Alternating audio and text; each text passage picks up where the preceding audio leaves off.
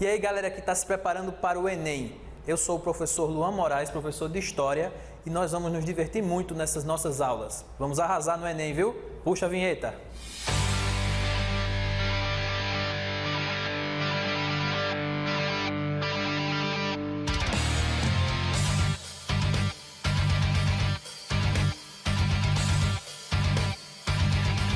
Então, galera, Reforma Protestante, tema da aula de hoje, certo?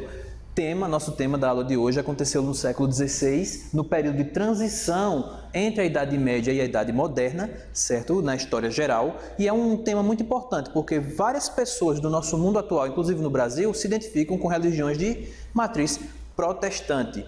De onde vem essa ideia de protestantismo? Contexto histórico disso. Vamos lá, olha só esse desenho, olha só. Contexto histórico. Era uma época onde o absolutismo reinava, era uma época onde os reis mandavam absolutos, com apoio da Igreja Católica. Então, havia ainda uma burguesia que estava crescendo ali, que queria ganhar espaço, que queria ganhar prestígio social e econômico. Então, essa burguesia estava em prosperidade, queria ter participação, queria ter poder. Junto a isso, haviam causas religiosas. A igreja ainda praticava a venda de indulgências. O que são indulgências? Para quem se lembra lá da Idade Média, haviam tipos de impostos e cobranças que todo mundo, e quem tinha dinheiro também, pagava.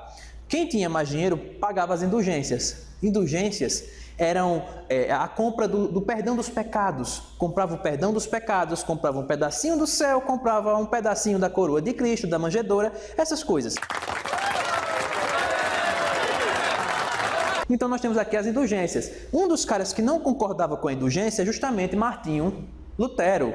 Esse rapaz aqui, muito bonito, ele não concordava com as indulgências. E ele começou a se revoltar com a igreja. Inicialmente não teve uma ruptura total com a igreja. Ele não brigou inicialmente com o Papa, não rompeu totalmente com o Papa Leão, certo? Naquele momento. Inicialmente, ele queria que a reforma acontecesse dentro da igreja, mas ele vai acabar rompendo porque ele vai ser excomungado. Sabe por quê? Porque ele não concordou que o Papa pedisse dinheiro para construir a Basílica de São Pedro. E aí você vai ter ele criando as 95 teses, inclusive criticando as indulgências. Naquele momento, estavam se formando os estados nacionais, os países, como a gente conhece, Portugal, Espanha, certo? Estavam se formando. E era muito importante ter uma autoridade religiosa, ter um aval religioso, uma aprovação religiosa. E naquele momento, Martinho Lutero discorda da igreja e é excomungado, porque o Papa tinha muita autoridade diante desses países. Detalhe, local para onde Martinho Lutero vai na sua excomunhão. Ele é excomungado e é caçado. Sim, a cabeça dele é posta a prêmio, então ele foge. E ele é acolhido no Sacro Império Romano Germânico. E lá suas ideias são aceitas pelo próprio rei do Sacro Império Romano Germânico. E a partir de então ele começa a pregar aquilo que viria a ser construído no luteranismo, as teses de Lutero, que são as seguintes, a salvação é pela fé. A salvação é pela fé e não pelas boas obras. Porque o que a Igreja Católica entendia por boas obras naquele período? Boas obras era quem pagava as indulgências. Você está fazendo uma boa obra para a igreja, literalmente financiando a construção da catedral, da Basílica lá de São Pedro. E nós temos aqui a salvação pela fé. Além das 95 teses, nós temos 5 solas, que são os 5 princípios básicos desse luteranismo. Só a fé, só a Escritura, só Cristo, só a graça e só a Deus a glória. Aqui está em latim, mas eu já falei traduzido.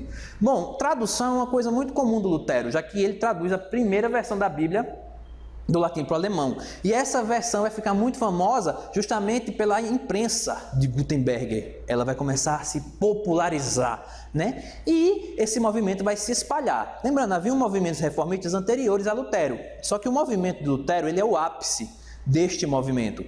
Bom, outros movimentos importantes para a reforma protestante, certo? Antes de falar deles, vamos lembrar que Lutero cria no luteranismo um culto mais simples, em língua nacional. Sim, naquela época você tinha que ir à missa e ouvi-la toda em latim, a Bíblia em latim. Você tinha que acreditar exclusivamente no que os padres estavam pregando. Agora não, com Lutero você tem uma livre interpretação da Bíblia. E além disso, são 2 sacramentos apenas, e não 7. Continuando, quais outros movimentos de reforma protestante nós podemos destacar aqui nessa aula?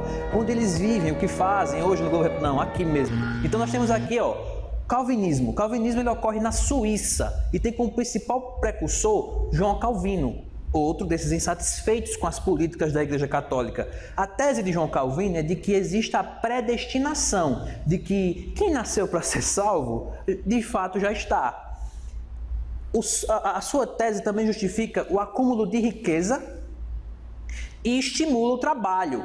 Sim, o trabalho como forma de salvação, e não como um castigo, mas como uma forma de salvação. Essa é a tese do Calvino. A grande parte das religiões hoje de matriz protestante no Brasil, elas vêm de uma matriz ou calvinista ou luterana. Uma outra matriz um pouco menor, ela se encontra na Inglaterra. O rei Henrique VIII, querendo confirmar o seu poder absoluto no país, decide que ele mesmo vai ter a sua igreja. E ele entra em atrito com os católicos, expulsando-os e fundando a igreja anglicana, onde o rei é o chefe da igreja. Esse documento publicado é chamado Ato de Supremacia. Enfim, e a igreja católica, ela ficou parada? De jeito nenhum, ela não ficou parada. Naquela época, ela promove o processo de contra-reforma, que após a reforma ortográfica não tem mais o hífen, a gente tem um RR, tudo junto, contra-reforma. E esse movimento católico tem seu ápice no Concílio de Trento. Esse concílio, ele vai abolir as indulgências, vai restituir a Inquisição para perseguir opositores e queimar aqueles acusados de bruxaria, os hereges, vai criar o Index Librorum, que é um índice de livros proibidos pela igreja, certo? Índices que os fiéis não podem ler, né? Livros que os fiéis não podem ler. E a principal criação desse período é a Companhia de Jesus, que aqui no Brasil vai ficar conhecida como Ordem Jesuíta.